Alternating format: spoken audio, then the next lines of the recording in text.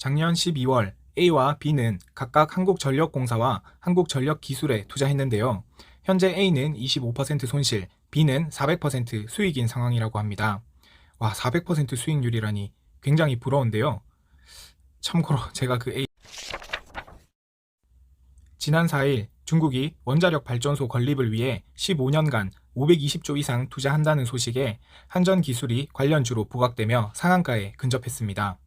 한 달을 기준으로 보면 80% 이상 올랐고 최근 1년 상승률은 무려 400%나 됩니다. 반면 한국전력은 연중 고점 대비 25%나 떨어졌는데요. 이름은 비슷한데 왜 한전기술만 잘 나가는 걸까요? 먼저 한전기술은 한전의 종속회사이고 한전은 한전기술의 지배회사입니다. 한 회사가 다른 회사의 지분 50% 플러스 한 주 이상 가지고 있거나 그렇지 않더라도 실질적인 지배력이 있는 경우 각각의 회사를 지배회사와 종속회사로 구분하는데요. 한전은 한전기술의 지분 65.8%를 보유하고 있기 때문에 지배와 종속 관계에 있는 것입니다. 이처럼 두 회사는 서로 관련이 있는데 왜 한전은 한전기술의 상승세를 따라가지 못했을까요? 일단 한전과 한전기술은 하는 일이 전혀 다릅니다. 한전은 전기를 판매하는 것이 주된 역할인 반면 한전기술은 발전소 설계와 플랜트 건설을 수행합니다.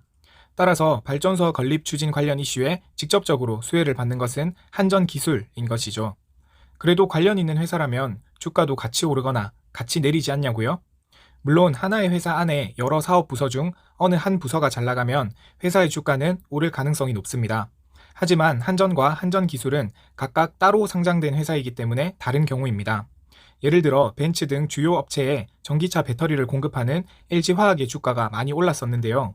하지만 LG화학 내 배터리 사업 부분을 떼어내어 LG에너지솔루션으로 분사한다는 소식이 전해지며 LG화학 주가는 이틀간 11% 이상 하락했고 주주들의 국민청원으로 이어지기도 했습니다. 한전은 한때 삼성전자보다 높은 시총으로 전체 주식시장에서 가장 몸값이 비싼 회사였던 적이 있습니다. 하지만 지금은 시총 27위에 머물러 있는데요. 먼저 전기는 생활과 산업의 필수재로서 국민의 소득 상황이나 주요 제조업의 경기와 밀접한 관계가 있습니다. 그리고 전 국민을 대상으로 전력을 독점 공급하는 만큼 전력 단가를 기업의 이익 중심으로 쉽게 조정하는 것 또한 어렵습니다.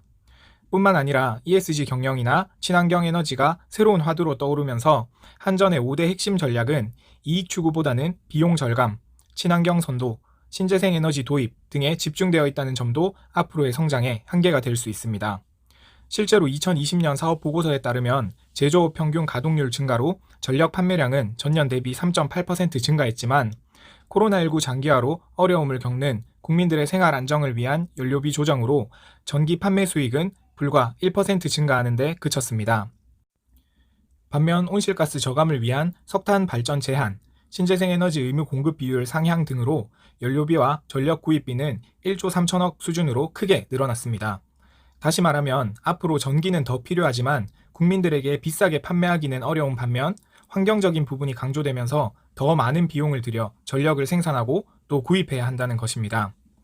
한편 그동안 탈원전 정책으로 국내에서 별다른 힘을 쓰지 못했던 한전기술은 최근 한미 동맹에 따른 원전 수출과 중국의 원전 건설 이슈로 다시금 주목받게 되었습니다. 원자력 산업은 기술 집약적 고부가가치 산업으로 미국, 러시아, 일본 등과 경쟁하고 있습니다. 특히 원자로를 포함한 핵증기 공급 계통은 최고의 안정성이 요구되는 원자력의 핵심 기술인데요. 한전기술은 세계에서 유일하게 원자로 개통 설계와 원전 종합 설계를 모두 수행하고 있기 때문에 글로벌 시장에서도 충분한 경쟁력이 있다는 평을 받고 있습니다. 블룸버그가 보도한 내용에 따르면 중국은 향후 15년간 원전을 최소 150기 이상 건설할 것이라고 하는데요.